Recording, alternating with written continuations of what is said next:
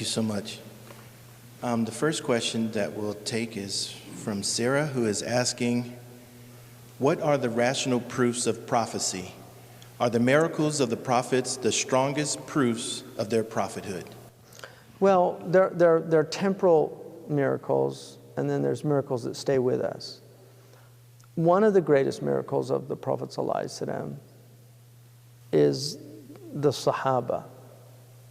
Because if you just study the lives of the Sahaba, how do you get all those people at the same time in one place? Men and women, some of the most extraordinary people that ever lived. I mean, Umar ibn al-Khattab, in the 100 most influential people in human history, Umar ibn al-Khattab is in there, according to the Prophet ﷺ, according to the historian Michael Hart, was #1. And he was Jewish historian. I think he was being very fair. But he puts Omar in there also as one of the most influential. I mean, how is that possible? Omar is a product of prophetic molding. So the transformation of, the alchemical transformation of lead to gold that occurs amongst the companions of the Prophet. Abu Dhar al-Ghifari, from a tribe of really brigands, and just becomes so upright that he can't even live with people anymore. I mean, it's just amazing. Or somebody like Aisha. Aisha had the Prophet ﷺ, I mean, we can't even imagine it, but, had the Prophet ﷺ never come, who is Aisha? Aisha, nobody would ever know a name like Aisha bint Abi Bakr, and yet she's one of the most important women in human history. And she's influenced countless people, men and women. So she's amazing. So, I mean, the greatest miracle, according to our tradition, is the Quran itself. But to understand that miracle takes a considerable amount of time to really, to penetrate its mysteries and to penetrate some of its mysteries and get a glimpse of it. It takes a long time. But the more you study, the more miraculous it becomes. That's undeniable. But one of the great miracles of the Quran is the fact that the Ajam can memorize it without knowing what it means. وَلَقَدْ يَسَّرْنَا الْقُرْآنَ لِلذِّكْرِ فَهْلْ مِن مُدَّكِرٍ. And we made this book easy to remember. And you see people that memorize it perfectly. And then another miracle of the Quran is tajweed.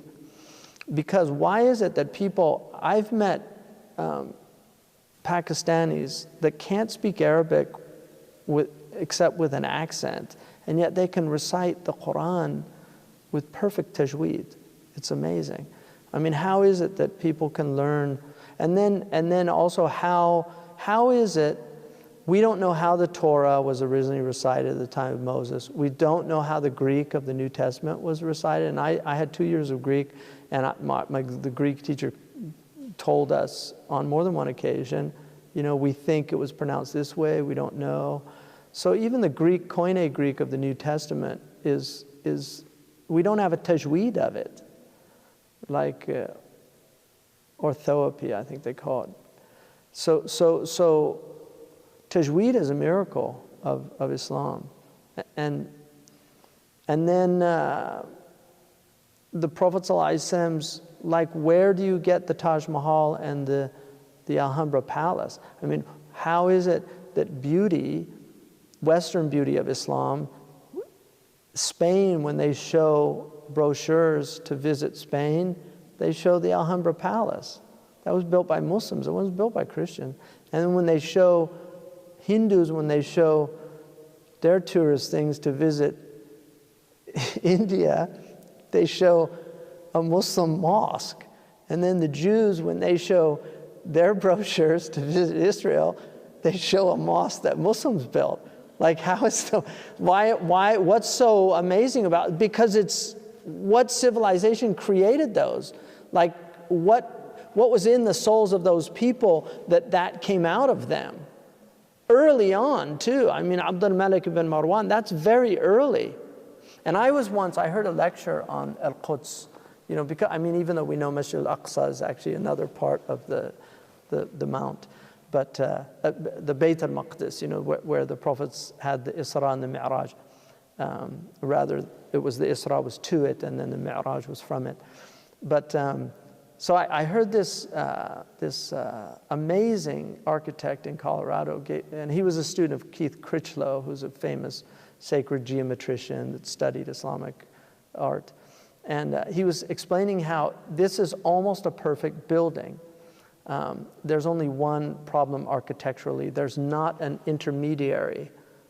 Because if you look at most buildings, they would have a little, between the dome and the base, there would be an intermediary. So that's like heaven and earth, and then you have an intermediary. So when he finished the lecture, I went up to him and I said, I think you're totally wrong about that. He said, what? He said, well, architecturally, we would see that as a flaw in the structure because that intermediary base wasn't there. I said, but that mosque symbolizes a man who went to heaven and had no intermediary, because even Jibril had to leave him. And so it's actually perfect if you want to, it's the meeting of heaven and earth. So he was like, that's a very interesting point. So anyway, I think those are miracles of our prophet. And Dalail and Nubuwwah was very important. But another miracle is all of his incredible statements about the end of time. Incredible, I say incredible, but they're credible for us. We believe them. They might be incredible for other people. Because incredible means unbelievable, but we believe them. But I'm using it hyperbolically. So anyway, the Prophet ﷺ told us, who told the Prophet that the buildings in Mecca would reach the tips of the mountains? Like, who could have imagined that in the 7th century, to have skyscrapers that reached the tips of the mountains? Who told the Prophet ﷺ that the mountains of Mecca would have tunnels? إِذَا بُعِجَتْ كَظَائِمُ مَكَّةَ. I mean, it's in a hadith. When the mountains of Mecca, when the base is drilled open, bu'ijat means to like pierce, right? So who told the Prophet ﷺ that? Who told the Prophet ﷺ that women would wear spandex towards the latter days? Because they didn't understand that hadith, kasiyatun ariyat, dressed and undressed at the same time. We understand that, unfortunately, right? I mean, we understand that. But who would have understood that in the 7th century Arabia? Read the tafsir, they didn't understand it. They're like, how could you be dressed and naked at the same time? So they said things like, kasiyat fi dunya, ariyat fil akhirah. Everybody's ariyat fil akhirah on the Day of Judgment. We now know what that means. The Prophet ﷺ said that people would walk in marketplaces, badiyatul afkhad, with their thighs bare. Civilized people never do that. Primitive people don't create marketplaces. Primitive people barter.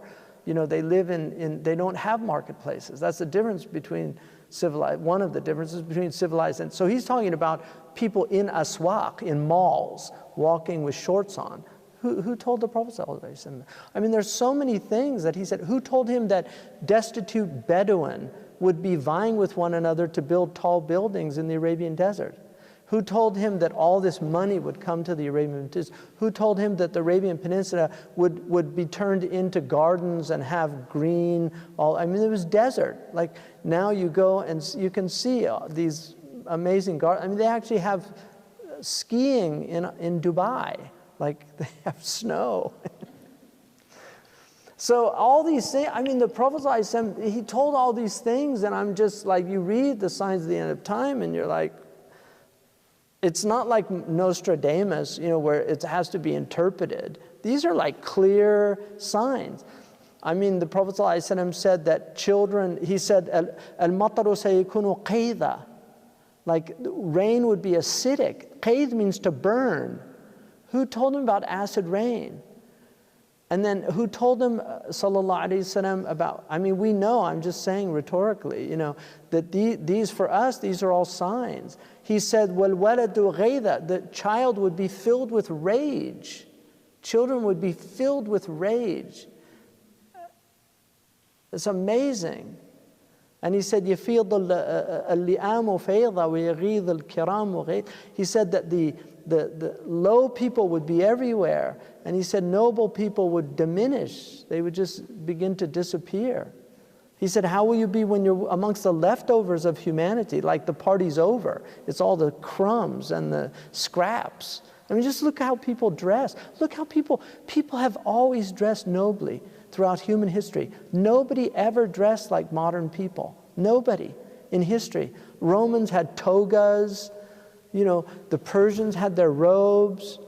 You know, all these people, I mean, even native peoples had their feathers and because they knew, they had some sense of what human beings are. Now people walking around, they walk around they pay hundreds of dollars for rags. They pay hundreds of dollars for rags. What's happened to human beings that this is their state? I mean, you have to marvel at the leftovers. It's just amazing. But there were days, I mean, look, there were days when heroes walked the earth. Like now, they want to, every hero they just have to tear down.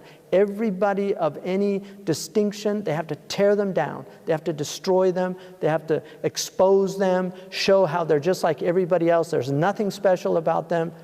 You know, this is a sickness of people. It's all this